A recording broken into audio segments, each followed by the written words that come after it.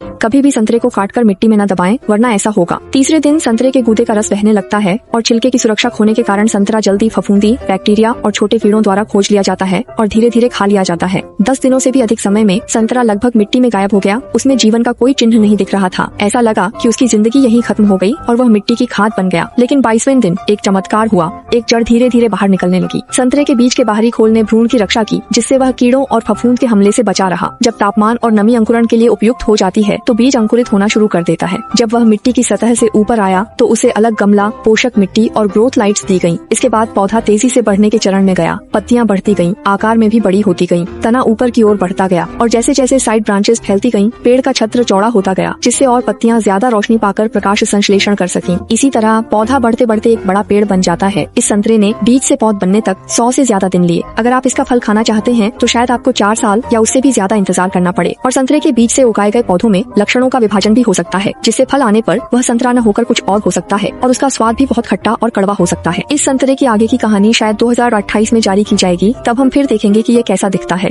तो क्या कोई तरीका है जिससे आप खुद संतरे का पेड़ लगाकर जल्दी फूल और फल पा सकें? बिल्कुल है। सबसे पहले पड़ोसी के घर में संतरे के पेड़ से एक टहनी काटें और उसे घर लाकर कलम लगाकर नया पौधा बनाएं। एक गमला लें, नीचे पत्थर बिछाएं, उसमें साफ नदी की रेत भरें। अब टहनी का निचला हिस्सा उसमें लगाएं, पानी डालें और गमला छायादार हवादार जगह रखें। 50 दिन बाद संतरे की टहनी पर नई शाखाएं पत्ते निकलेंगे। रेत को कलम लगाने के माध्यम के रूप में इस्तेमाल करने से इसकी हवा पानी पारगम्यता अच्छी रहती है, जिससे मिट्टी ज्यादा देर गीली नहीं रहती। यह जड़ों को सांस लेने में मदद करता है, टहनी के काले सड़ने की समस्या कम करता है और टहनी को जड़ें जमाने में आसानी होती है। इस तरह की कलम से FMC करने का तरीका आसान तेज है, लेकिन इससे जो पौधे मिलते हैं वे अभी भी छोटे होते हैं। आमतौर पर एक पौधे को फूल फल देने में 2 से 3 साल लगते हैं। हम एक बेहतर विधि भी उपयोग कर सकते हैं, जो है उच्च दबाव प्रजनन। पड़ोसी के संतरे के पेड़ पर 1 उंगली जितनी मोटी डाली चुनें, फिर चाकू से उस डाली के चारों ओर घेरा काटें और उस हिस्से की छाल हटा दें। इसके बाद चाकू की धार से दिखने वाली कैम्बियम परत को अच्छी तरह खुरच दें। एलोवेरा के 2 टुकड़े लें, बीज से छिलका छीलें, एक खांचा काटें और संतरे के पेड़ की शाखाओं में जकड़ दें।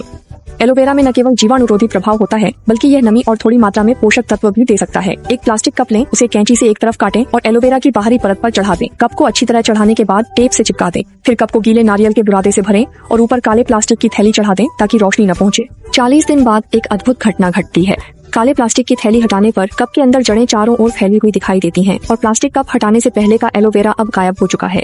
इस समय नीचे से शाखा को काट लें और यह एक नया संतरे का पौधा बन जाता है। इस विधि से बीज से पौधा उगाने और उसकी बढ़ने की प्रक्रिया छोड़ दी जाती है। साथ ही मूल फलदार पेड़ की बेहतरीन आनुवंशिकता और शाखा की संरचना भी सुरक्षित रहती है। पेड़ का आकार भी छोटा रहता है और मिट्टी में लगाने के बाद दूसरे साल ही फल भी लग सकते हैं। इसे हाई प्रेशर प्रजनन तकनीक कहा जाता है, जिसकी सफलता दर 80% से अधिक है और यह अधिकतर फूलों और फलदार पेड़ों पर लागू की जा सकती है। क्या तुमने इसे अच्छे से सीख लिया?